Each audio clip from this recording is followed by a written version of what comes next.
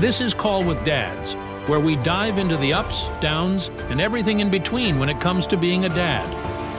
Here, it's all about connecting with a community of dads who are committed to learning and leveling up as fathers. Welcome to Call with Dads. Let's talk.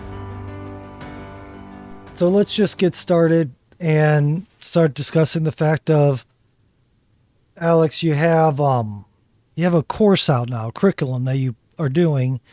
And, you know, as a homeschooling dad, a lot of times I'm seeing all these crazy curriculums. There's several questions I have when I see them. One is, what causes somebody to create a curriculum? Is curriculum always going to be educational bound in the sense of, if I buy, say, your curriculum, is it going to help me with his math, his English, his geography, anything like that? Or are curriculums coming in different ways for homeschoolers? Because there's a lot of people like me who, like my son's technically first grade, so we're our second year into this, and we're just still learning and understanding stuff. And I believe there's a lot of families out there that either they've never bought a curriculum, they just, here's your library book, here's your math, let's figure it out and go, and or whatever they can find online, versus like I do a online curriculum with my son just because it keeps him engaged. So first off, explain a bit about your curriculum that you created, a bit about why you created it, and then let's just see where this all goes. Yeah, sure. So just as a bit of background, I'm based in the UK, homeschooling dad at 2. My wife predominantly does the academics. My daughter is 11 and my son is 8. So we've been doing this for quite a few years now. My curriculum takes the form of a father-son guided journal. So it's 16-week course essentially, and each week there is a piece on what it means to be a man, on masculinity, on one concept of masculinity. And so we start with, what is a good man? That's week 1. And the aim of my curriculum was really there's a couple of reasons, a couple of goals I was hoping to achieve. Firstly, to get fathers more present with their sons. You know, I think we have a huge problem globally right now where fathers are quite adrift. They're unintentional. They're not present. They aren't teaching their sons the things they need.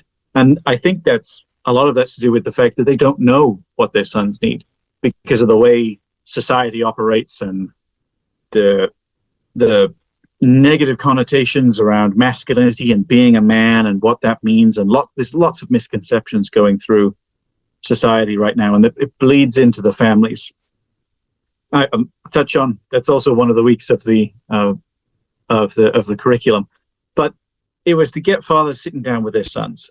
It was to help fathers like myself. You know, I think most curriculums are created to fill a need for the creator. I think that's what spurs most people to make them. And for me, you know, I didn't have a present father. My father and I clashed quite significantly while I was growing up, to the point where I didn't want much to do with him. And even if he tried to teach me something at that point, I wasn't receptive to it. And so I cruised through my teenage years and young adulthood. You know, I had 2 children in my 20s, and I felt,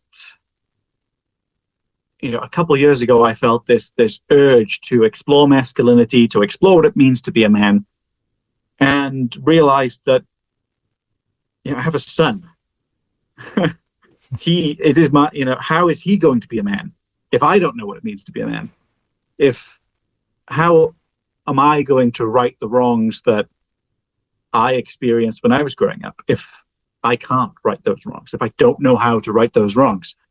And so I took a lot of time on social media, connecting with lots of guys, reading lots of books about manhood, masculinity, about what it means to me. And I really wanted to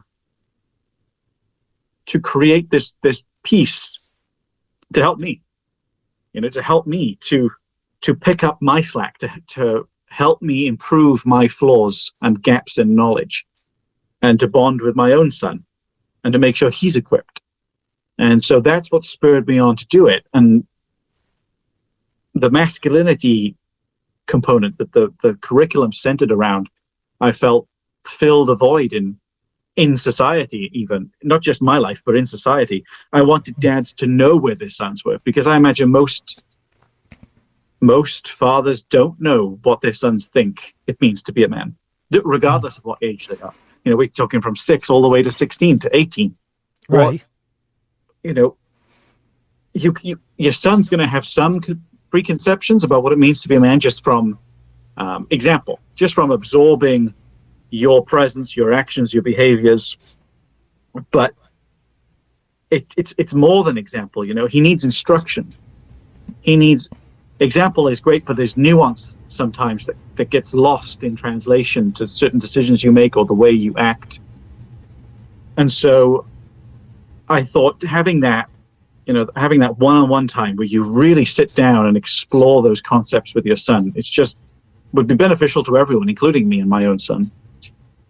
So that was the second reason, was filling a void in society in my own life. And like I said, I think that's why most people make curriculums, is to fill their own needs.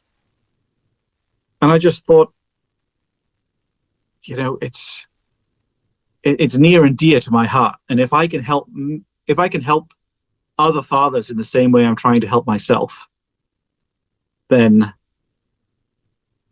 it can only do good, even if I just help one father.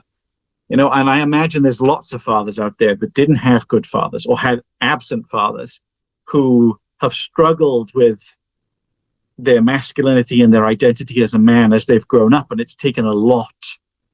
I still struggle. I still fight my demons, and it's a journey I'm on now.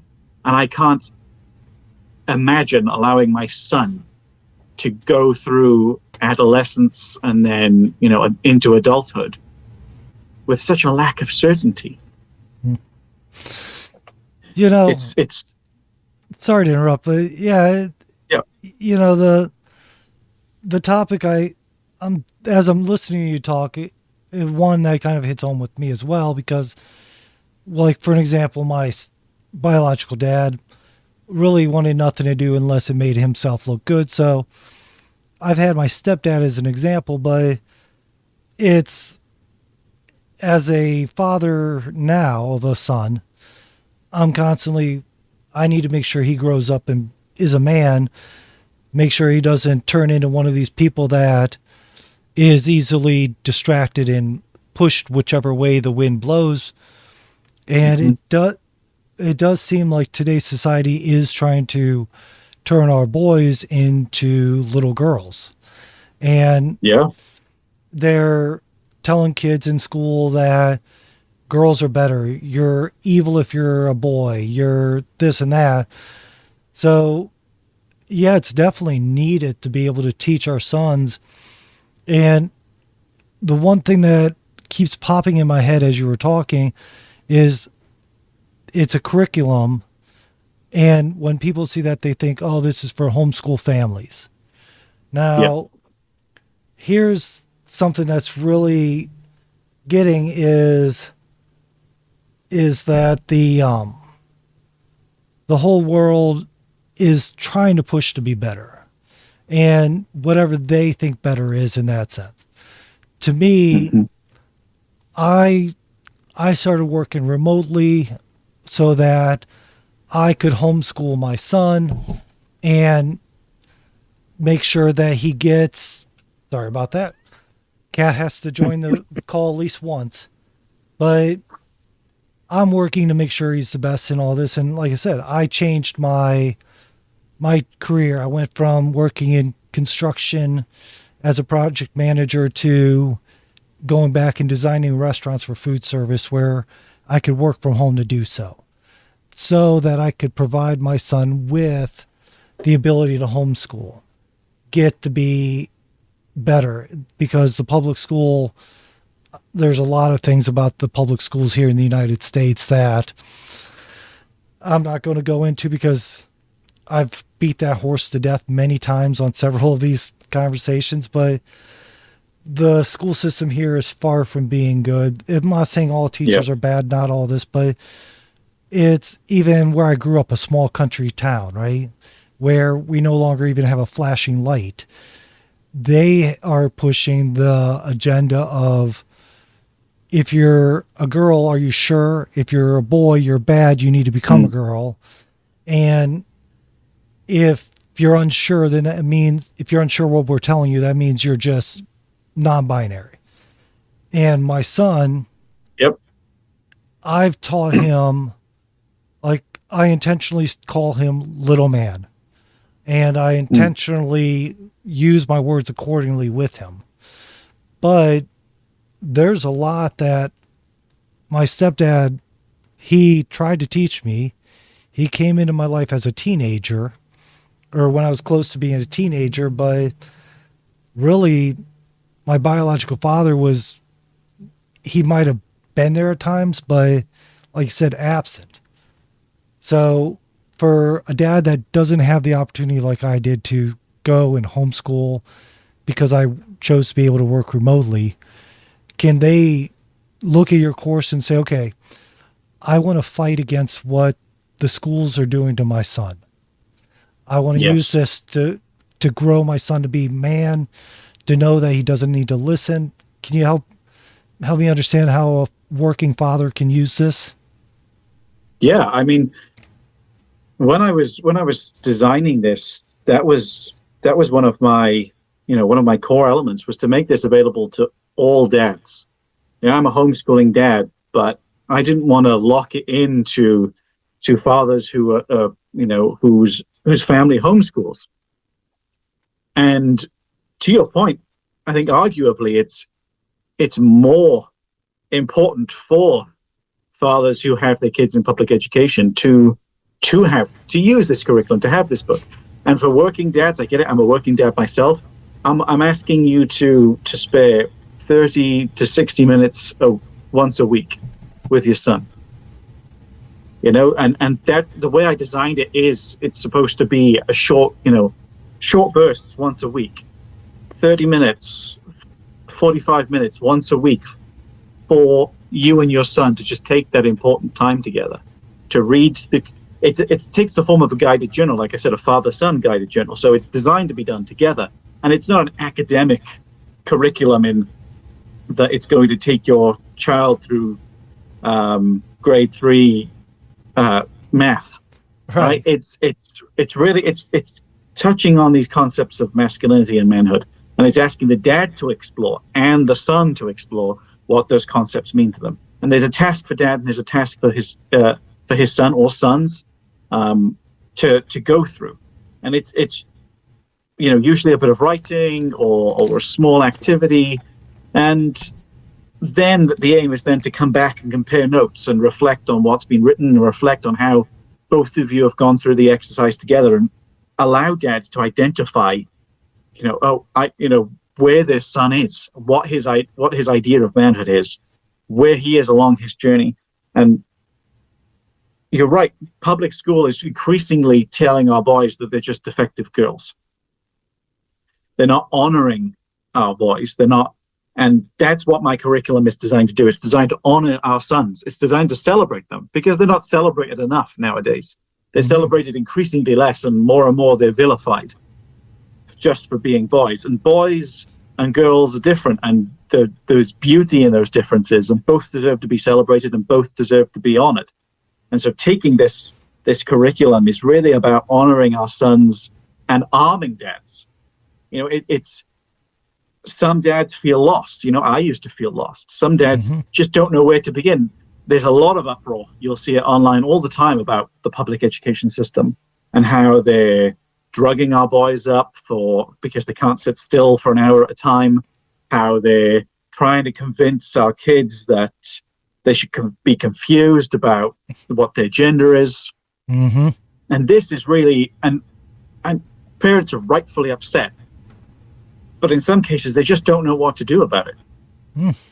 And I'll tell you, that effort to drug our boys or confuse our boys, that's intentional effort. That's purposeful, driven effort. And you can't just sit down and be angry about it. That's not going to solve the problem. You also need to come at them with intention, with presence, with effort, with a planned out, this curriculum is, this journal is your weapon to fight against the mind virus that is purveying the public education system. All right. Well, to me, that makes sense. And yeah, it's hard to find anymore. Like I said, even in homeschooling, I've had to filter through the classes that I get my son into, because even some of those agendas seem to be leaking into the homeschooling world as well. So it's good to know that, like, your curriculum's there to help dads, either homeschooling dads that are working full-time jobs and just trying to make sure that their kids have food on the table, things like that. So I guess the other thing is what kind of, I don't expect you to give me like, this is what we do week for week, like, no. But if you could tell me like just an idea of what kind of things are you having people do, because, if you're telling people, take your sons out into the woods, and somebody in a major city is going to sit there and go, woods. I've never seen more than 2 trees together at a time. Yeah, no, it's nothing like that. It's really, each week is a short, like I said, 30, 45 minutes total each week. There's a piece to read on a particular concept around masculinity or manhood, for example. Week 1 is what is a good man. Mm-hmm. And that, coincidentally, that's also the last week 16, because then it's answer these same questions again based on everything you've just gone through to see what the difference is and see how much you've grown and how much your son and yourself, now know. But it's usually a short passage to read together that reflects on the topic, and then there's a couple pages after. What is a good man is literally, the activity is you sit down, your boy sits down separately, and you write what you think a good man is. It could be bullet points, it could be a full paragraph, and there's helpful tips in there for parents that have younger boys that want to do this, or older boys, or suggestions if potentially you could do the activity together because your son is too young, or you don't think he'll sit down and write for that long. Week 2 is the good men in your life, right? And it's really reflecting on who you think are good men in your life that and why you think they are good men, what makes them good men. And then really thinking, well, actually, if I look back at week 1, did I leave some things out, or did I actually make some mistakes? Because the good men I know don't do what I've said, or the good men I know, they do this, and I've not put that down.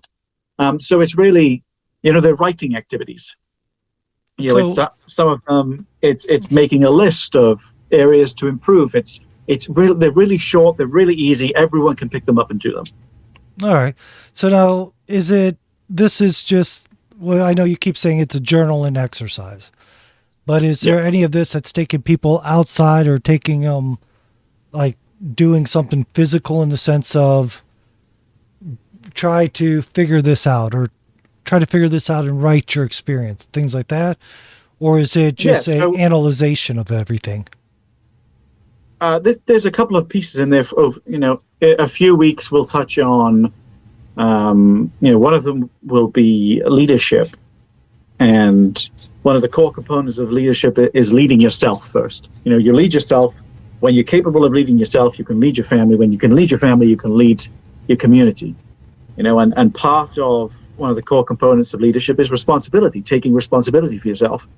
And so the activity touches on, what responsibilities can you set yourself? And that could be working out, that could be taking out the trash, that could be doing the chores you're set. It could be reading to your kids every night. But there's something you can do every week or every day for a week. And the goal is to do those without being prompted, without being reminded, without your wife asking you, without you making excuses, without your dad asking you to do it. If it's the son, for example, just do them. Take responsibility for yourself and just do them. And so that's one of the types of activities that gets you out of the journal and into the real world, and shows that real world applicability of that concept of masculinity, that one small concept of masculinity. And there's a couple of exercises in there that are like that transfer the concept you're reading about to the real world and ask you to do something in the real world. And then at the end of that activity, you're supposed to reflect with your father. Did I actually do that thing? Did I read to the kids every night? Did I work out every day? Did I take the trash out without being asked? Yes, or did I succeed or did I fail? If I succeeded, great. How did that make you feel? Did you feel good about yourself? How did you notice any changes in your family, particularly for dads? Did I put the kids to bed every night without being asked or nagged? Or how did your wife, how was your wife that week when you started taking more responsibility of yourself for the things you said you'd do? And it's about reflecting in the real world. And there's a couple of weeks in there that are like that. Some of them are just pure analysis. Mm-hmm. And they ask you to reflect on a few things internally, and you write them down. Others are far more real world. All right. But I'm not asking anyone to go out to the woods and kill something. Well, that's good, because I don't have too many woods around here, at least nowhere close to go do so. And it is illegal for me to do any hunting in the city without a very expensive permit. So that's not happening. But here's another thing is with your course. So say I did the 16-week course. Now, one thing that I realized, a lot of things that there's two things that I have in my head that I always hear about something that you're learning. One is if you do a online course, or if you do a course that you don't utilize. So for an example, if I'm trying to learn how to code, or trying to learn how to use a new program, or even trying to learn a new language. So language, perfect example for me. I am probably the worst person when it comes to learning languages. And I've spent, I'd say maybe a year every day for 10 minutes a day trying to learn Spanish.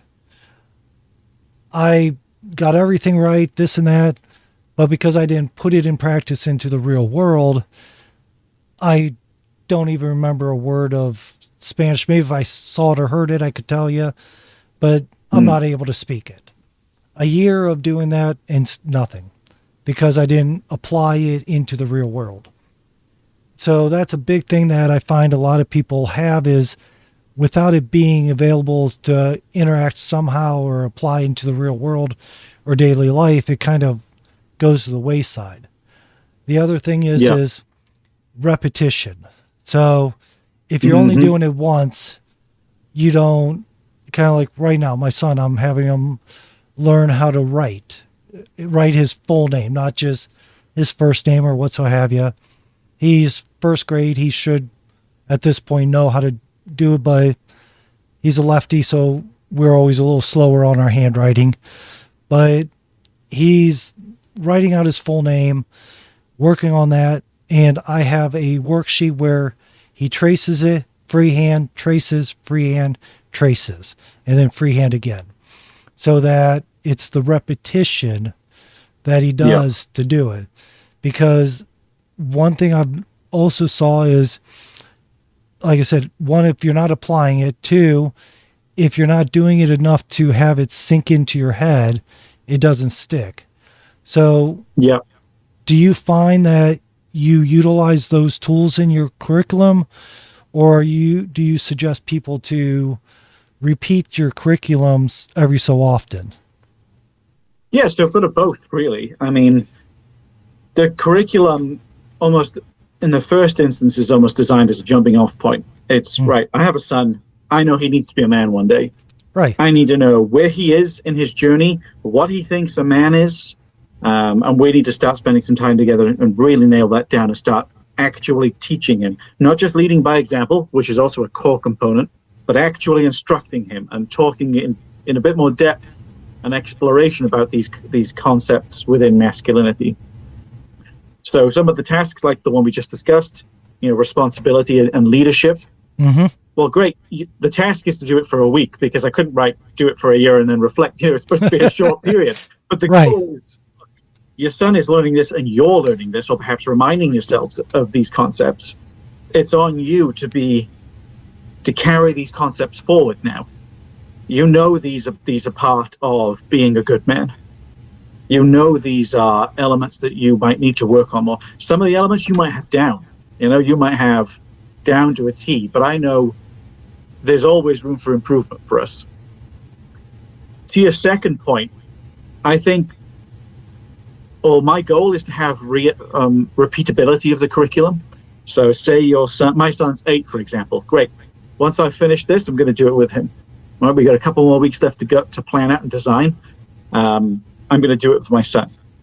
Mm-hmm. I could do it again next year or 2 years down the line, just to see. It's almost like, you could take bits out if you think you're doing well enough, but it's almost, am I still on the right path? Okay, my son is 8. He is, he will be a man, or society says he'll be a man in 10 years. But, you don't become a man just because you turn 18. But his journey starts now, and it might not be intense, and we might not be doing a full-on rite of passage right now where we're going out and camping and there's all these other elements involved. But they're kids as well. They forget. They do forget, because they live in the now. Right. And that repeatability, every year, every couple of years, it's like kind of making sure you're on track with your son. Right, okay, I know what he thought a man was at age 8. And I know we went over all these concepts. Now he's age 9 or age 10. Does he still think the same? Has his idea of manhood regressed? Has he developed it deeper and further, and is he more knowledgeable on those things? If not, maybe I'm doing something wrong, because I'm his guide and beacon right now as to what it means to be a man. I'm the strongest influence in his life. Am I not conveying those messages correctly? So it's a sense check for your son as you go through the years. It's a sense check for yourself to make sure you're not dropping the ball. As dads, sometimes things slip. Time is precious. We're working. We're doing things around the house. We're trying to be present with our kids. We're trying to, work on side projects like yourself and I. We're trying to do things that fulfill us. We're trying to work out. We're trying. There's only 24 hours in the day. Sometimes things slip. Right. And this curriculum is a chance for dads to course correct, or to pick. I mean, you could be doing a fantastic job. You could run your son through the curriculum at age 8, do it again at age 10, and think, wow, he's grown so much. But it's one of those things where it's like it's a stamp, it's a time stamp. Great. It's not. I've got a feeling he's progressing in his journey to manhood. I know he's progressing in his journey to manhood, because we've just gone through this curriculum again, and the answers are better. The answers are clearer. He's sticking to he's succeeding in more of the tasks we set him. I'm clear. And this is the timestamp when he's 8, 9, 10, 12, 14. I know he's getting better and better. I know he's progressing on his path to manhood. And it will be published as a book through Amazon. And so particularly the book, I mean, even if you have the PDF, they're great heirlooms. They're great mementos. They're great treasures that because you and your son do them together. This is a great bonding experience for dad and son to sit down and spend 30, 40 minutes every week just connecting and seeing how, and just cataloging his journey. That's the other, cataloging his journey. And I hope that answers your question. It does. And both. So let me also ask this if I can. When you're building it and you're making your course and you're ironing and hammering every bit of it out, like right now, I'm working on a course, for an example, for Homessor, the homeschooling marketplace that I've created. With that, I'm building a math course and I'm doing the self-paced version of it now where I'm trying to show all this stuff for construction being used in the real world with math and or math being used in the real world in the construction world and what so have you. In doing so, I'm hammering out where I find the best tools to demonstrate this. Like a triangle is the in the attics of a house. You can always find triangles in. Yep. You can find a 90-degree angle, hopefully at the wall and the floor, but different things like that. But what tools are you using for your curriculum? And it's Dragon Slayers. Help me remember the name again. Raising Dragon Slayers. Raising Dragon Slayers. I knew it was Dragon Slayer something. So with your curriculum, Raising Dragon Slayers, what tools are you pulling to be able to make this so that men are raising the next generation of men? Yeah, so, I mean, a big one for me is pulling on personal experience and the experience of men that I've grown quite close to over the years. Countless books and knowledge and what it means, although the course itself is secular, so there's there's no mention of my personal faith in there. I draw a lot of inspiration from that and my church and the teachings there, and other media. There's and just my experience growing up as a boy who didn't know, who just became a teenager, who became, a man in inverted commas as he aged, and just drifted aimlessly through life. And just, what did I want to know? What do I want to know now as a 32-year-old man? What do I still need to know? And what do I think my son needs from me? And like I said, drawing from other forms of media as well. There's week 3, weeks 1 to 3 weeks 1 and 2 are freely available. But week 3 touches on the masculine archetypes present in media and throughout a boy's childhood. So knight, soldier, pirate, cowboy. They're the 4 I chose. Arguably one of my favorite weeks. But it's reflecting on, which one's your favorite? Which one's your son's favorite? Why do our boys and why do us as men love these archetypes so much? And what does it say about our conceptions of manhood? Why does the image of a knight, defending a castle inspire men so much? Why do films about soldiers and cowboys and pirates? It sparks something in us. It sparks something in our boys because that's how they play. A lot of their players, I'm the knight, I'm the pirate, I'm the soldier, I'm the cowboy, and all of them have those at least one of those distinct interests as a boy. And so it's drawing on bits of media that influence us throughout our lives as well. All right. And that makes sense. So, every kid wants to grow up to be the hero. You look at it, cowboys, Indians, you root for. Most people always wanted to be the cowboys fighting off the crazy Indians, the knights slaying that dragon, or rescuing the damsel in distress. How I was raised is if you saw a girl in trouble, you went and you helped her out. You did what was needed. If you saw a guy either hitting on a girl or doing something he shouldn't, you went and you helped her out.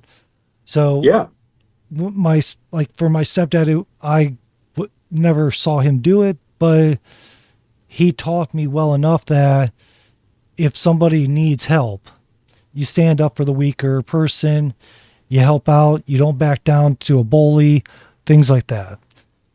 In your chapters about that, is that theme actually touched on, or is it kind of just insinuated and hoping that they'll figure it out?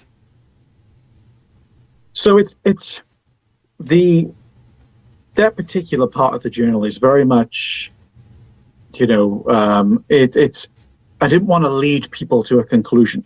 I want dad and son to sit down. I don't want to tell them, why are these archetypes masculine archetypes? Why do they resonate with us? The question is, why do you think they resonate with us? Really reflect on them. Okay, the knight is the hero, the cowboy is the hero, a soldier is a hero. But what that's great, and that means something. But why? What do we resonate? For the knight, it's honor, it's valor, it's bravery. Those are actually what we like. It's a man who serves a mission greater than himself. For cowboys, it's freedom. It's taming the rugged wilderness. Right. It's survival. It's those values that make up that archetype, that make up the cowboy, that make up the knight. That's what I want dad and son to explore. It's not as basic as say, these guys are the hero and men want to be heroes. What is it? What do those archetypes mean? Because that's what being a hero means. It means being brave. It means, even down to, why do we like soldiers? Bravery. It's skill at arms, skill, marksmanship. Skill is a big component of men. It's how we provide for our families. It's mastery over technology. With weapons and warfare, we're drawn to these archetypes. We're drawn to the hero, but why are we drawn to them? And I didn't want to say, we're drawn to them for these reasons. The task of that week is, pick which one's your favorite and start exploring. Why go through the list? Pirates. Why do people like pirates? Well, it's freedom. It's sailing the seas. It's being free from oppression and rules and rigidity. It's also, similar to the cowboy, it's conquering the sea. And the sea is a cruel mistress, and it's taming that. It's adventure. Right. It's exploring somewhere new. Think about the depth of those archetypes and explore them with your son. And then you'll start to actually start to do the work required to understand what it means to be a man. It's not it's going that level deeper and understanding why knights, heroes, soldiers, pirates, cowboys, why do they resonate with us? Why do they resonate with our sons? Well, if you break them down, they actually hold to some key components of masculinity. Which makes sense. Now, with the curriculum, if I'm going through it and my son and I are reviewing it and I have my concepts, do you kind of help guide people to see, like, I'm going to use the pirates, the cowboys, the knights. Do you Sure. help people kind of guide after the end in the review or something like that of these are the characteristics, or do you let it end with whatever they think and utilize that? Because so it's the latter. I don't, for the most part. We have the brief. It's a passage before you're discussing the concept each week, discussing the topic each week. There's a passage in there, and that will give some examples, and that gives my thoughts on those concepts of masculinity. But the tasks are really open-ended because it's meant for you and your son. It's not meant for me to tell you what you and your son should be thinking.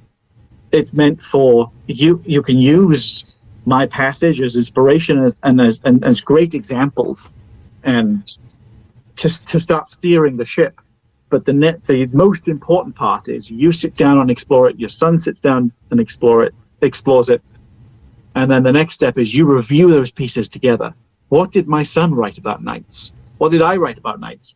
Well, I'm going to talk to my son about that. Look, actually, I wrote that knights were men of faith, and my son didn't. And maybe my son didn't think that faith was a component of being a man, but I do. And that's important to me to teach my son about that. And so I don't want to tell people, these are the correct answers. The task is to write down what you think. And that lends itself to the repeatability of the curriculum, in that you could do it every year, every couple of years, and see how things have changed. Because, if I filled that out 2-3 years ago, boy, would my answers be different now than they were 3 years ago. Because I was a bit of a mess 3 years ago. I was going to say, it's funny. I just did an episode by myself where I reflected on just the past year in itself, and going through some of the conversations I've had over the last year with Call It Dads. And I've even realized how much some of my views and some of the things that I do have changed because of the conversations I've had, because of the things I've learned, things like that. I mean, it's easy to see how well it could even be a yearly tradition of, hey, at the beginning of the year, we do this, let's go through and see how it works and where we stand and what so have you. So I do see where you're coming from there. I mean, so what are some other topics that you broach in this curriculum? Sure. So like I said, we start with what is a good man, and then that's really to set the foundation. What does your son think now?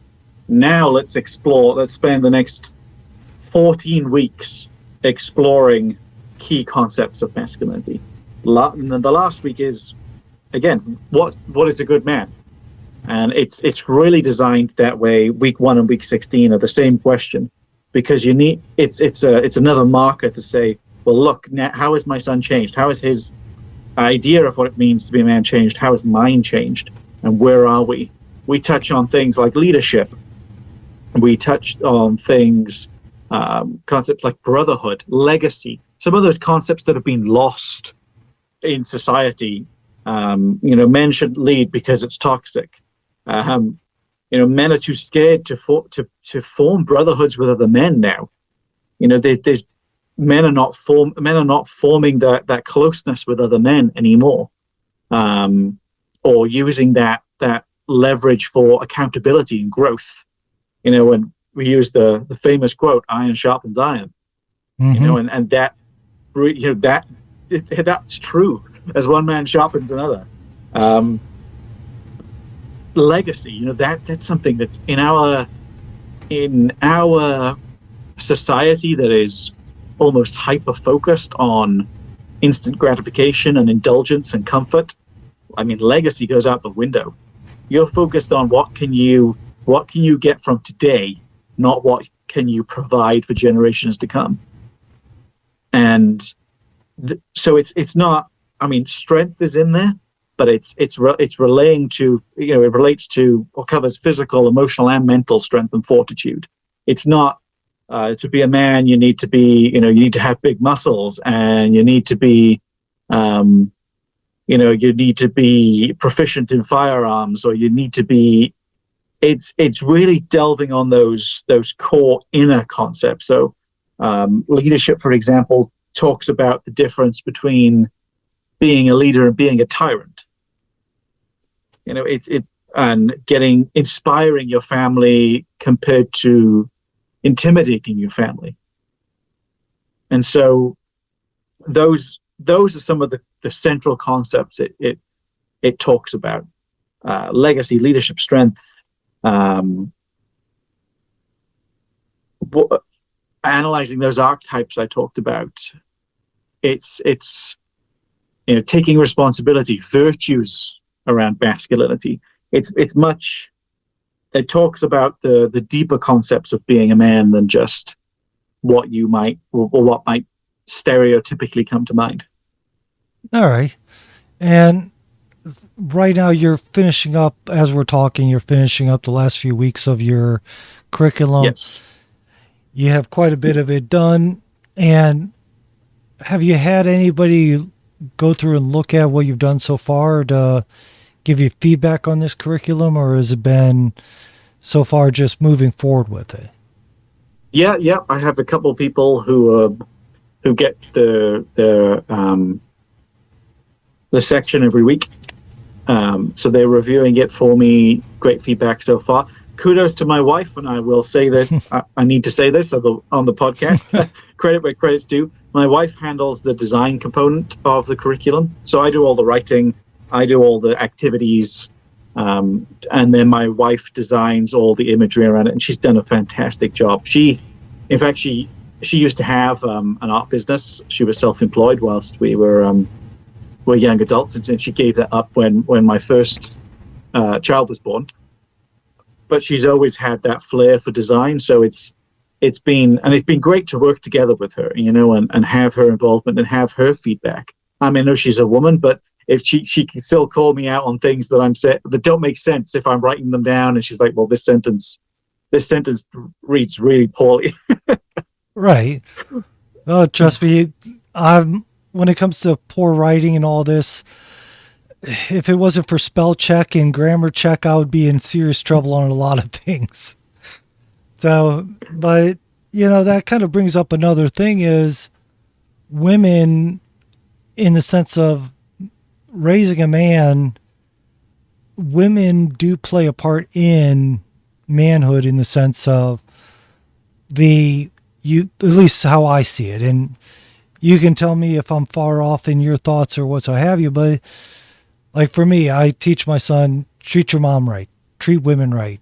You need and these are factors that play into being a man, because there's a lot of guys now that, like, growing up, I've had women just punch me in the face and I stood there, and now mind you, I might have sat them down on the couch, but you never hit them back. You know what I mean? Nowadays, I see tons of videos where a girl will think she's big and bad, goes up and hits a guy, and guys are at the point that they're tired of it, or they were never taught, and they just turn around and lay the girl out.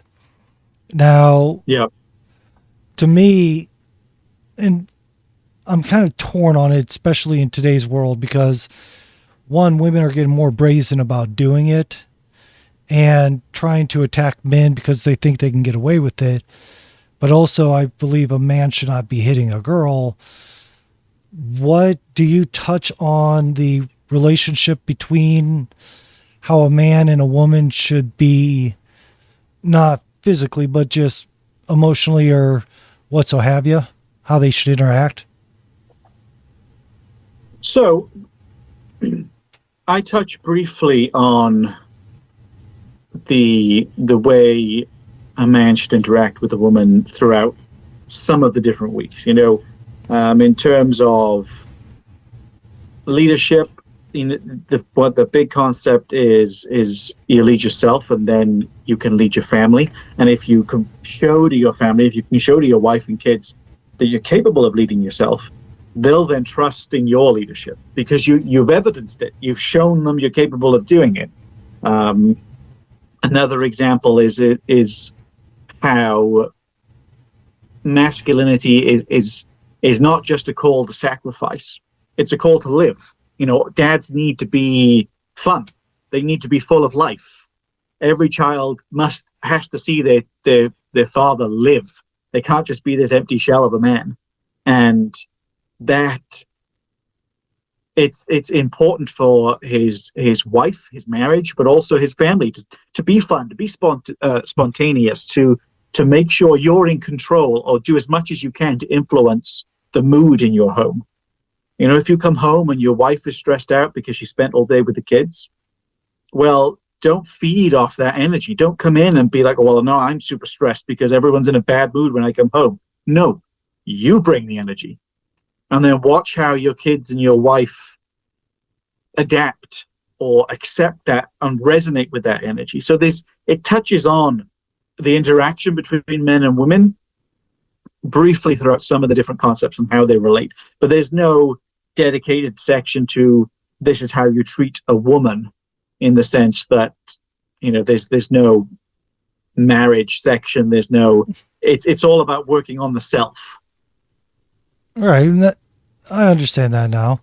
Now, what is there any other thing other than, I'm trying to think of how to actually ask the question that's in my head, because, you know, sometimes you have these thoughts and they sound like long, crazy out things, but the best way I can say what's in my head right now is your curriculum's basically trying to raise men into raise boys into being men, and Yep. not letting them fall prey to today's society or tomorrow's society, breaking them down into whatever society chooses to make them. Is there any other values or disciplines or things that if a dad buys your curriculum, they can also kind of hope to teach their kid in there, besides the this is my main focus. Don't get me wrong, I understand I'm doing it to guide my son into becoming a man, and this is one of the tools for it. But is there anything that, as a side benefit, I can use this curriculum to build up and work with my son to strengthen other values and what so have you? Yeah. So I think the time alone, just having intentional, set out time to bond with your son every week, that's got to have immeasurable benefits. Like how, you know, to have that, to show him he's important, you know. And I think that's another core reason that I started developing the curriculum, was that, you know, it's a means to show our sons they're important. It's a means to celebrate and honor them. Like I said, and you convey that message. You say, look, son, you are important to me. Not only are you important to me, but it's so important to me that you become a man, that I am going to dedicate my time to training, because it's fundamental for your life, and therefore it's fundamental for me to do that with you. You are important enough for me to sacrifice time, energy, to set aside some space for us. That's how much this means to me, and that's the message you convey. Plus, just that, you know, 30 to 45 minutes with your son, and having that thing to look forward to every week. Oh, you know, Saturday morning, Sunday afternoon, this is mine and dad's time for the next 30, 40, 45 minutes to do this piece, and we're going to learn together, and we're going to do this together. And I'm going to be, you know, I'm going to be learning how to be a man. You know, boys love to be taught by their dads. They love to be taught anything by their dads. But to have that time set aside, it will just have immeasurable benefits. And I mean, let's be fair. I don't want to, you know, I don't want to state it as fact, but I'm sure your wife is going to look at you differently. Right. You know, if she looks at you and thinks, yes, you've got this. Look, this is a guy with a plan. This is a guy who's taking his role as dad seriously. He's taking our son seriously. That's going to be a breath of fresh air. That's leadership right there. Again, it's taking charge. It's having a plan. It's making sure your son has the best start in life. And whether that's through doing my curriculum or doing your course with construction maths, it's that time together. Your son will always remember it. And if you, like you said, if there's being repeatable, you know, that's something your son could look forward to every year, every couple of years. Yes, it's January. It's time for me and dad to do our course together. That's just, you know, heaps and mounds of benefit right there on its own. And you're right. It's this curriculum on its own will not make your son a man. It is a weapon.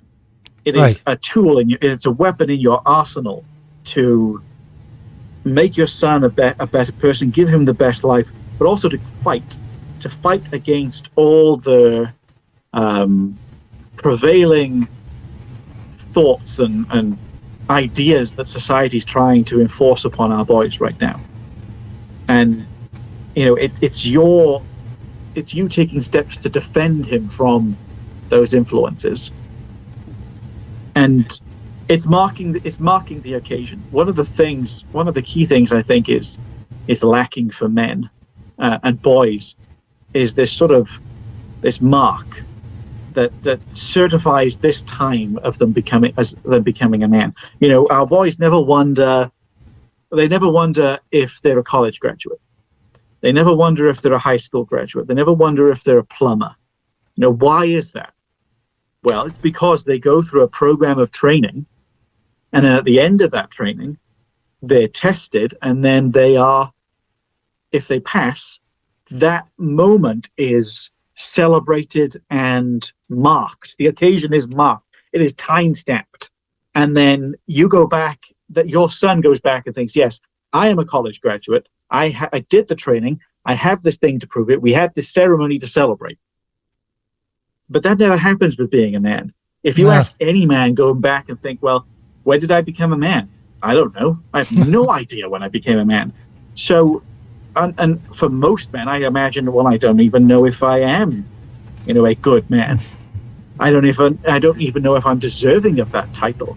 Especially boys in sort of the 18, 19, 20, 21, age. They still, am I a man now? I don't know. And that confusion bleeds into their later life. So having this curriculum as one tool in that journey sets your son on the path to having a solid identity when he grows up. And that sounds great, because like mentioning, like you're saying, at 45, I believe I'm 45. At 45, I've always do this. I never actually remember my age until I really think it through. But at my age, I can honestly say that as you're talking, I was trying to think of, well, when did I become a man? Was it when I did this? Oh, no. And I tried to quickly go through, and I could not honestly say this point in my life I felt like I was a man. Maybe it's a combination. Like, don't get me wrong. Right now, I feel like I'm a man. I take care of the house. I take care of the family, etc., etc. And in my head, I believe I am a good man, and my wife believes it, and what so have you. But I couldn't tell you what that defining moment that I felt like that. I don't know if it's when I had a family or when I had to take the responsibility. But like you said, there's nothing that indicates anymore.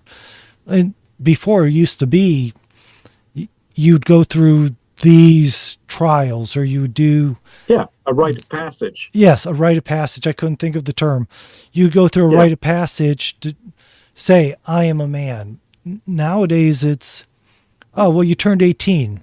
You're now considered a man. Well, by the government, by so-and-so you might be, but you don't really sit there and go, I'm a man, because I can't tell you how many 18-year-olds are probably out there playing with action figures and Legos and God knows what, and versus, not to say you don't play with toys as you get older. That's part of the benefit of having kids, is you get to play with toys and no one looks at you funny. but the fact is that there are no real defining moments, but it sounds like your curriculum does help people, guide them into sort of getting an understanding of what it is to be a man. Where do people actually, we've been talking about this for a while, where do people find this if they want to? You're going to be putting the book out shortly, we talked about. Where are they going to find it? Where are they going to find, if they don't want the book, where can they go to get alternatives to the book? Where do you want them to go? Yeah, so the book will be Amazon self-publish, so with the goal of it being released next month. However, in the meantime, if you don't want a book, If you would prefer PDFs, I have a Ko-fi store or a Ko-fi store. In fact, I think it's pronounced coffee, but it's Kofi. And the curriculum is there available for purchase in PDF format. Currently, if you purchased it now, you'd get up to week 9. I think it just went out. So you get up to those weeks, and then you would, each week following after that, you would receive the next week. You would receive the next exercise.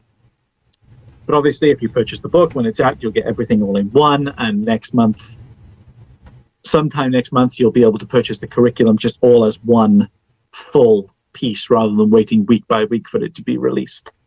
Of course, you can access it through I always want to say Homessor, right? Because it's like home and professor, right? Well, yeah. Well, that's where the name came from, was Home Professor, because it's meant to bring the power of the professor back into the home.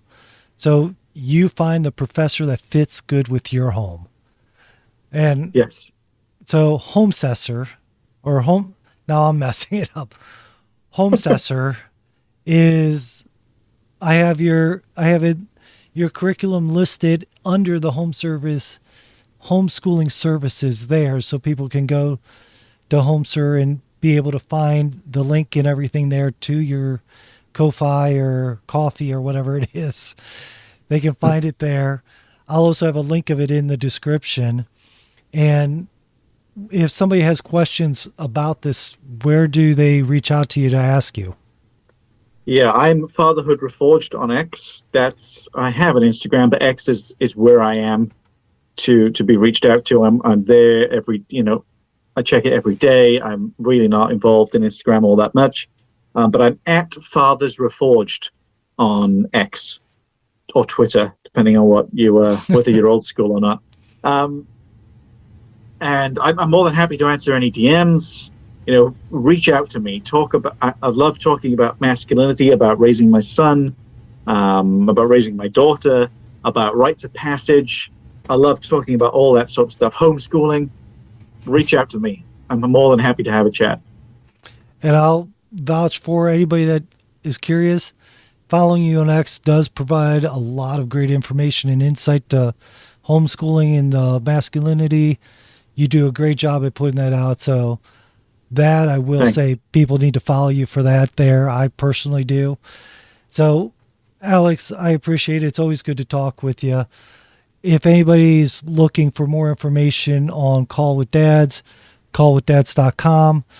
You can go there to find all of our information, find information, our hosts, Tom and Mr. Pancakes, who isn't on this call, but you can find their information there as well, along with going to homessor.com, HOMESSOR.com. The site is building up with more and more people putting their curriculums, putting their services and whatso have you on there. This will become the place for homeschoolers to build their own curriculums, build their own desires, and build everything they need for homeschooling. And that's what we're working for with Homessor. So, Alex, thank you again for being here. I appreciate it. It's been great talking with you. Thank you, man. Hold on for me. Likewise. Thank you. Hold on for me for 1 second, if you don't mind. And this will be the end of the conversation for everybody else to listen to. So thank you.